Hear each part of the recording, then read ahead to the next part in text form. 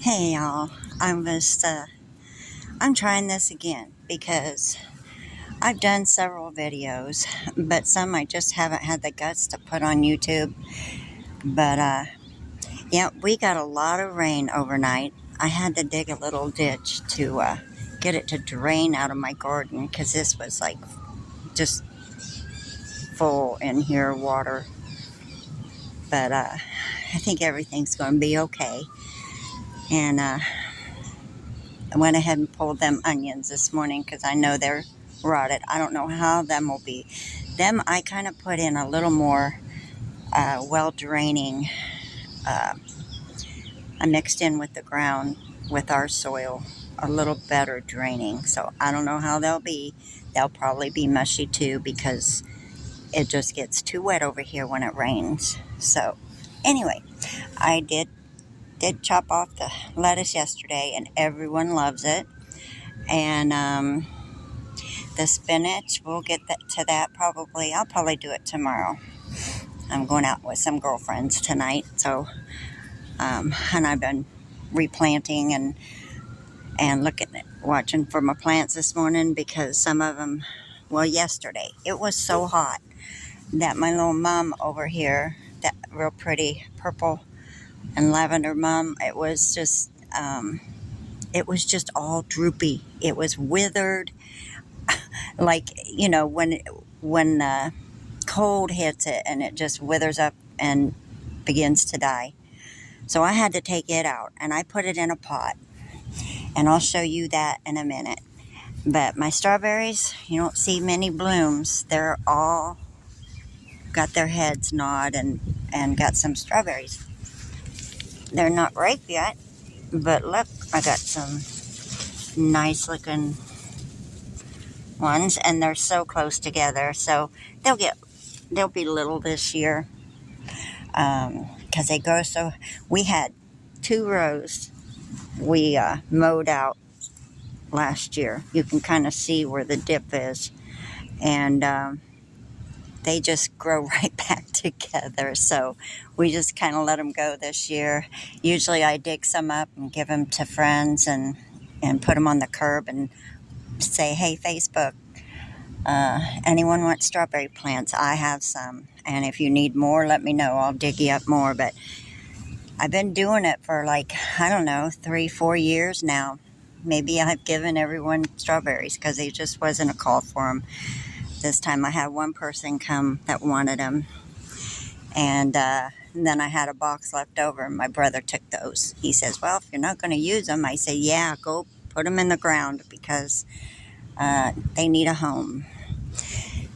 So I took out these snapdragons out of my containers out front. And I thought maybe they'd be a little more happier here. This one's a little droopy, but I think he got a little bit too much water this morning. These two are happy, so, but everything's doing good. Sweet William's looking pretty, as always, and Columbine is doing good, and lilies, and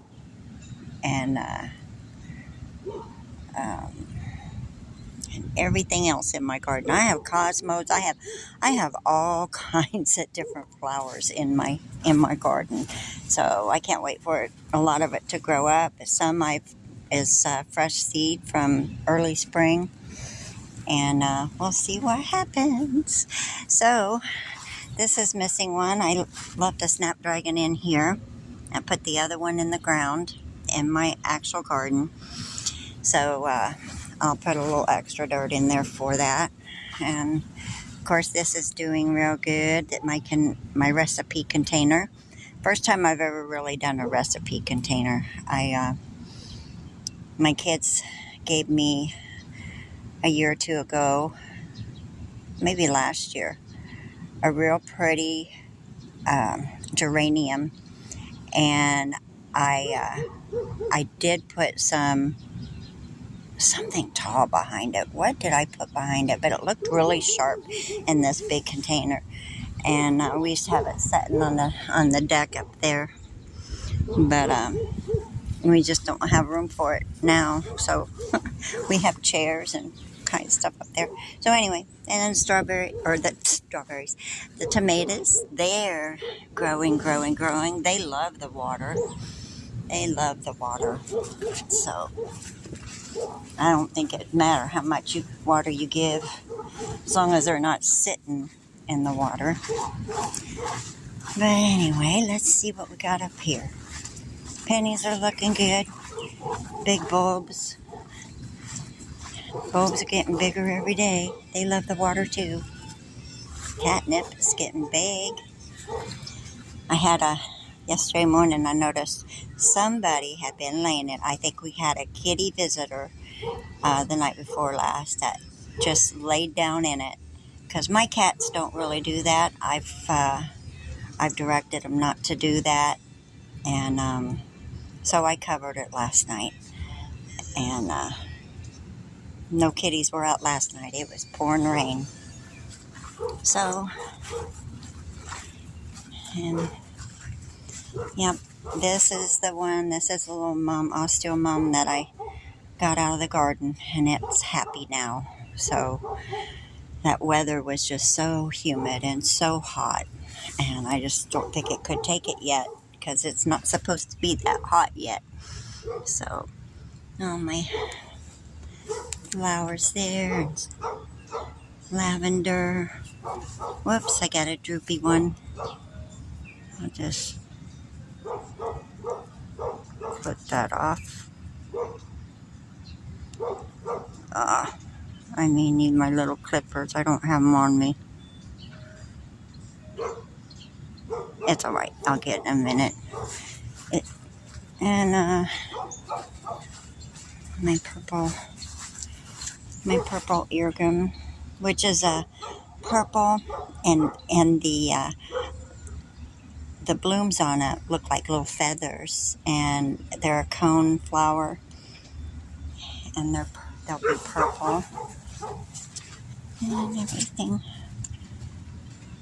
is coming along. Look, that looks like it's grown since the rain. Boy, I love this rain. Some of the stuff where it's so dry over here and behind our house, you can tell they were loving that rain. Gladiolas, they're pretty happy.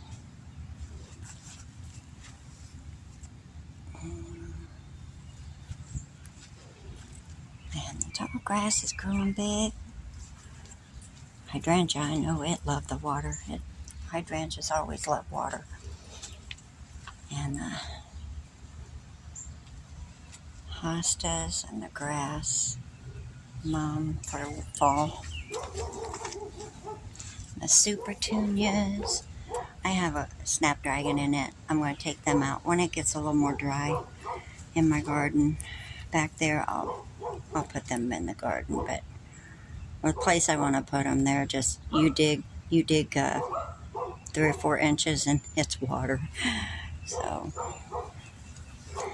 the supertunias and the crazy tunias. And I love purple. I love purple anyway. So this is doing good. It liked the water overnight, because we have been in a drought all winter. It was just, ooh, look at that pretty hosta. Oh, I'm going to love it when these grow out. They're going to be so pretty. And these are Tixie. They're Tixie, but they have big yellow flowers on them. And it's probably a weed. I don't know, but they're pretty. And they stay green all winter. They're like an evergreen. And my daffodils. I wonder if I got any more. Let's see. Oh my, I do. 1, 2, 3, 4, 5, 6, 7, 8, 9, 10, 11, 12, 13, 14, 15, 16. I have at least 2 more than yesterday. Isn't that crazy? It'll put a good show on next year, next spring. I may have to move a couple of them. I don't know. We'll see. These don't bloom very early, and they kind of I cut them back anyway, so they'll come up and be pretty. So I think that's about it. And I always bring my I call it a philodendron, but I guess it's part of an ivy. But I cut it back. It was so long. It was so long. And with us working in the house, we're always wrapping it around, and this and that was so tangled. So I named her Tangled because she gets tangled up. But I cut it up, and my mom, she could just cut it, stick it in the dirt, and it would grow. And I'm hoping mine will. It's a little yellow because we've had a lot of water, and I don't know if that one's going to make it, but we'll see. I'll cut it up because I have plenty inside. I have plenty others in little jars, in mason jars with water, trying to grow roots on them. And yeah, I've been working on getting these out. We have so many. When it got dry over the winter, this is what came up. No grass, just weeds. So I've been working on them. They're real easy to pull today, and I pulled up quite a few. Since it's so wet, I can just pull them out instead of dig them out. But and we don't have very many dandelions because I go after them too. You get one dandelion or two dandelions and you let it go to seed, you're going to have a lot more. And there's some people's yards that are just full of them. So it's hard to keep them out, but I do. I keep them out as much as I can, and we're going to have a few here and there.